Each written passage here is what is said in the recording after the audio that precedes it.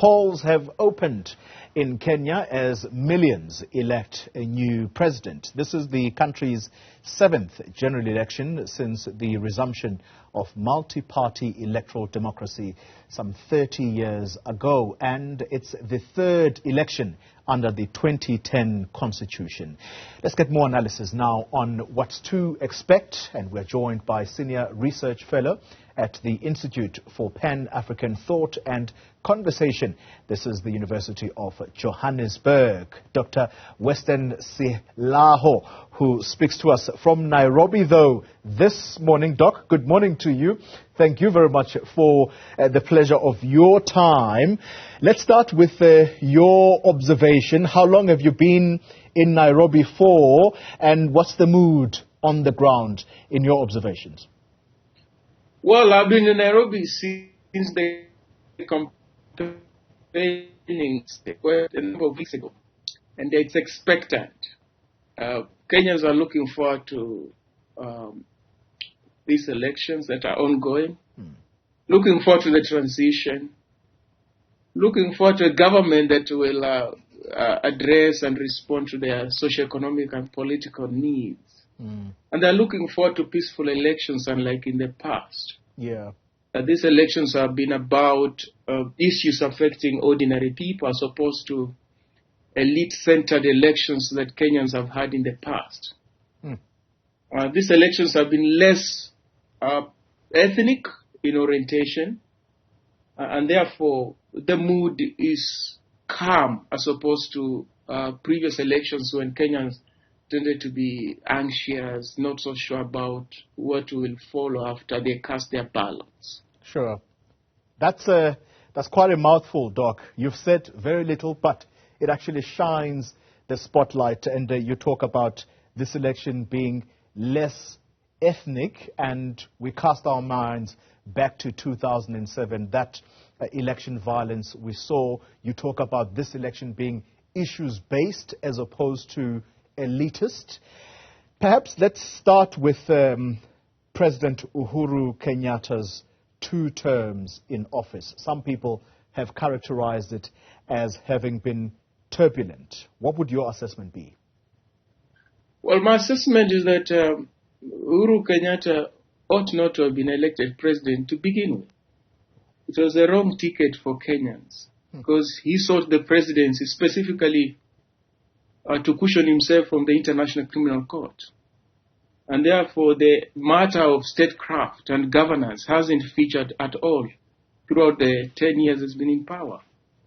First, once after being elected 2013, it was about fighting back against the Hague-based court.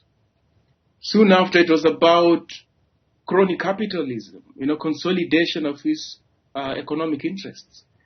And plotting for his succession, After 2018, once he got re-elected for the 2nd and 3rd term, he fell out with this deputy, and that has marred his 2nd term. So you can see, first term was about stabbing the ICC news. The 2nd term was about factional politics in government, pitting him against his deputy, William Ruto.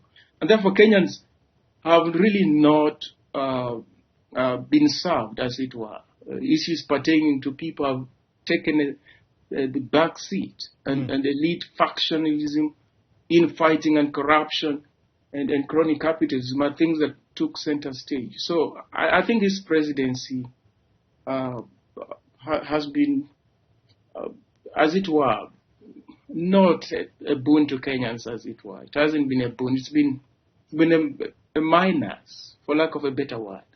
Dr. Shilaho, it's quite interesting analysis that you have just given, that for Uhuru Kenyatta, the election was to try and cushion himself from being hauled to The Hague, the International Criminal Court. And we know that he wasn't alone in that effort. If you so describe, William Ruto was by his side.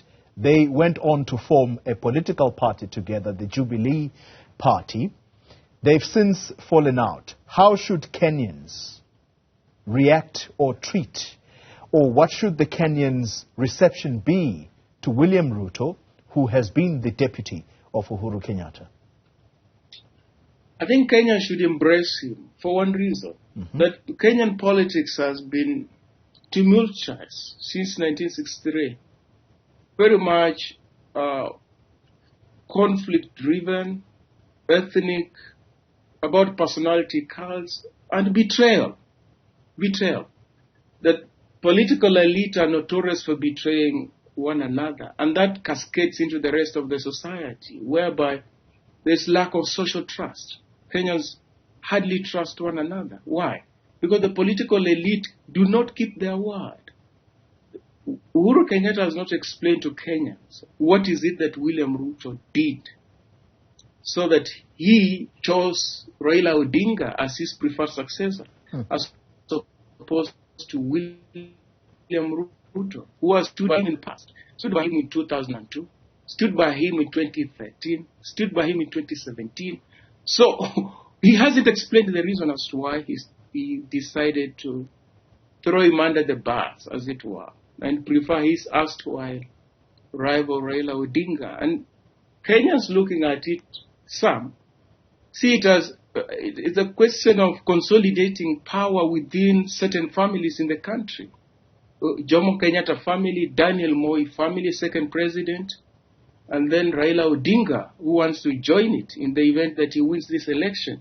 And that would completely lock the politics and the economy within a tiny fraction of the Kenyan society, and would basically render the country feudal, in the sense that for you to rise to the presidency in Kenya, you will have to have name recognition in terms of lineage. Yeah. And therefore, quality and competence won't matter. So Kenyans, to do away with the pervasive sense of betrayal, lack of trust, and mendacity in their politics, they have to embrace William Ruto, of peasant background, whose only crime is that he's not from, prominent families.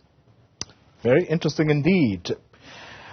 Let's conclude our conversation with what you said earlier, that this election is more issues-based as opposed to being about the elite. It's also less ethnic. And you bring about that 2007 election violence, which was quite deadly, might I add. This is the third election under the 2010 Constitution, which was designed specifically in order to address the whole issue of political animosities. Do you think that that Constitution now is the glue that holds this country together, particularly as we look back to the events of 2007? Yes, to a large extent, it has contributed to bringing some semblance of sanity into Kenya's politics, in the sense that the judiciary has won the confidence of Kenyans. Unlike in 2007, when Raila Odinga, who ran then and was shortchanged, and decided not to seek recourse from the judiciary and took his matter to the public opinion, and it spilled over into violence. Since then, the judiciary has really won the confidence of Kenyans in terms of helping Kenyans resolve their contradictions and trying to rein in rogue political elite, in as much as Uhuru Kenyatta has distinguished himself as a rogue president, in the sense that he has ignored numerous court orders. He's going home as the one president who did a lot of violence to the rule of law and constitutionalism in Kenya. And therefore, Kenyans look to the judiciary and the courts of law to help them resolve any conflicts that may arise out of this election. And therefore, I don't see this election spilling over into violence like in the past. Just yesterday, the Court of Appeal ruled that the manual register should not be a complementary register to the electronic one.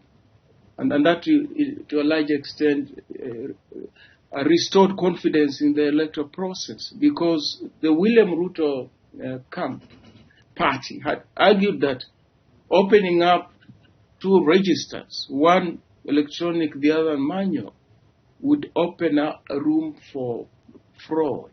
Because the Curricular Commission that investigated the 2007 presidential elections and matters pertaining to those elections generally, recommended that going forward, Kenyans should embrace the electronic system in registering and identifying who would be voters. And leave the manual one aside. And so the judiciary yesterday, on the eve of this election, ruled in favor of the electronic system, as it is captured actually in the law. It was not anything new. It's only that the Kenyan political elite has this propensity to disregard the law. And just to add, there was another election in 2017, presidential, was repeated. So to some people, it's actually the fourth. Oh, Dr. It is Shilaho. the fourth election. Just as you conclude your thoughts there, Dr. Westen Shilaho, the connection to you becoming unstable. But thank you very much for your analysis. Quite incisive indeed, Dr. Westen Shilaho, a fellow at the Institute for Pan-African Thought and Conversation at the University of Johannesburg.